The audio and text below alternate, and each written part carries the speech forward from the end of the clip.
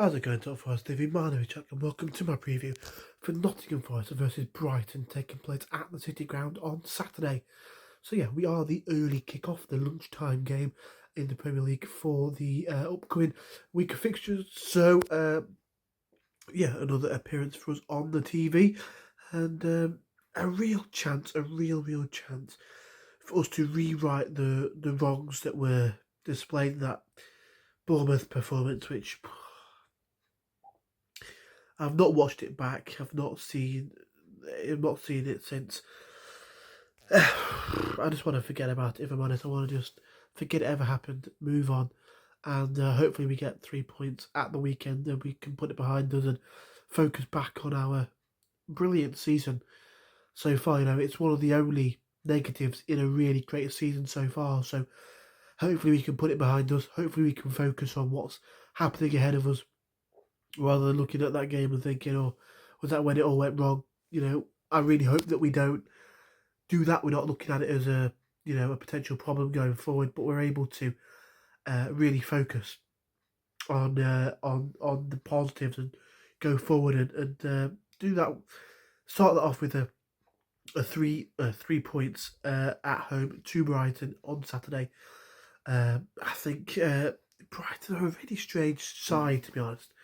So hard to gauge them. You know, they go and they play really well at Old Trafford. Okay, yeah, look, I know Man United aren't the entity they used to be, but they go to Old Trafford and play really good football, win by 3-1, and then they go and welcome Everton at home. They're at the Amex, at their stadium, and they end up losing by 1-0 and eliminating penalty. So yeah, it's really difficult to sort of pitch Brighton this season. They've had a decent season, a very good season for their standards.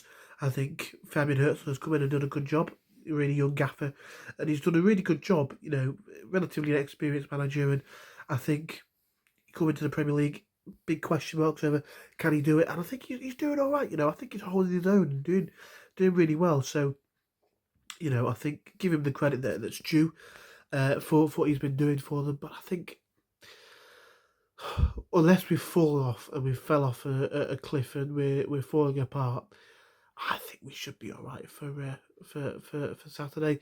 Look, real off day, real bad day at the office for us against Bournemouth, but we really have an opportunity now to put things right, to turn things around, and I think we can do it. You know, Brighton are a side who we've had a little bit of success against over the past few seasons since we've been promoted. I mean, obviously, we were unbeaten against them in the first season. We were up a 0-0 away at their ground and a 3-1 win, I think it was, to really help boost our relegation worries. I think or to ease the worries, not boost the worries. I think I remember around about then we'd had a really bad loss. I think to Leeds away.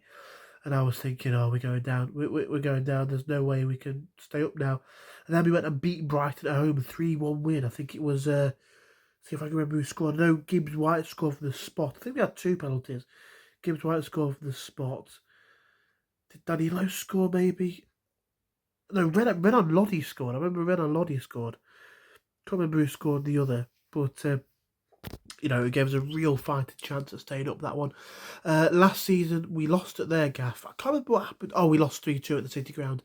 Yeah, I remember that one. Oh, that was relatively painful. But I think we've got an opportunity. We do have an opportunity to go and get 3 points and to really show that we are, you know, what people think we are, and to prove our doubters wrong. You know, I think there's an opportunity for us to say, look, you know, we don't have a weak underbelly. We're not going to fall apart. We can fight. We can bounce back from adversity, and that's what we need to do. Look, it's completely inexcusable to lose 5-0 in any formation of a game, unless maybe you're sort of a lower league side playing against like a Premier League top sixer, maybe. But you know, in a league game, if you lose 5-0, it's never acceptable. It's never good enough. So we need to really put things right, and I think the players will. I really think they're going to want to do that. They're going to want to sort of show an apology to the fans, and put things back on course. And they're going to be hurted after that. I think that they really want to. I know they've probably been overworked and they've had a lot of big games in a short space of time, and players are feeling it a little bit. But I think, you know, we've had a week now to digress, to think about what's happened, to go again, and I think we will. I do think we will, and I believe in the boys. I believe Nuno's got a plan. I think he knows what he's doing, and I think we can do it. I really, really do think that we can turn things around and we can be okay. Yeah, I was going to say something then, but I've completely just forgotten what I was going to say. I have absolutely no idea. Oh yeah, that was it. On commentary, I was listening to it on the radio, on the Forest website, and they were saying, the commentators, Colin Frey, he was saying it looks as though there was like an illness or something in the camp. The players just looked off it. They looked lackluster. They didn't have the energy levels that we've seen them have, and just struggled. And we really need to put that behind us and go again and really, really look to rewrite the to rewrite the wrongs. Is that the right thing to say? Rewrite the wrongs. I think it is. I think that makes sense. And sort out what's been going on. I think in terms of the side that we want to see play against Brighton, I think it's going to be an interesting one. I don't think there'll be too many changes. I don't think there needs to be loads of changes. I don't think there needs to be wholesale changes after that game. I think it's just one of those games. It happens, and we just got to bounce back and move on. I think defensively we kind of stay as we are. I think Sells in goal, Aina. I think we have left back. I think the question mark. I think Williams will be okay. I think they did say on commentary that he was one of the players that was not as bad. Let's say centre halves. I think obviously they were a really good partnership, and I know Murillo, there was potential that he might be injured. I'm not sure on any updates on that. So if he's okay, then get him in the side. Absolutely. Centre midfielders, then I think Anderson and Dominguez. I think for me, I think they're probably two of the best that we've got. Maybe Sangai, when he comes back from injury, might slot in there. I love Yatesy. I really love Yatesy, but for what I've seen, he didn't have the best of games against Bournemouth. So I think we might want to bring in Dominguez for this one. Three behind the striker, then Gibbs White goes in attacking midfield for me, of course. Alanga on the right. On the left, I think Sosa. I love Jota and I love the passion that he has and that sort of thing, but I just don't know.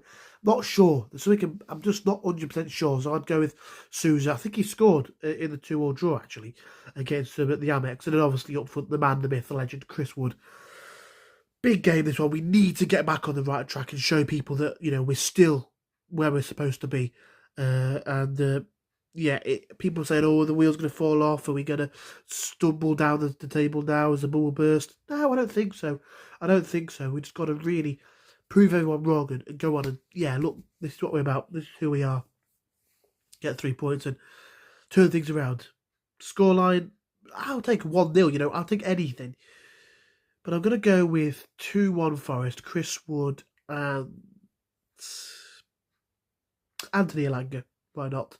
But yeah, come on, you Ed. Big performance needed. We need a big performance after that. And I think the players are going to want to have to show it. I think Nuno's going to have told them, look, you need to turn things around. And I think they will. So yeah, if you did enjoy this video, smash the like button, subscribe if you haven't already.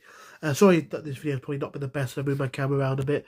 I'm feeling a little bit under the weather. You've got a bit of a cold. Don't know if you can tell in my voice. A bit achy, so I'm just trying to work out the best way to hold the camera to not feel too achy and that sort of thing. But yeah, if you enjoyed this video, smash the like button, subscribe if you haven't already, and you do enjoy what you're seeing here.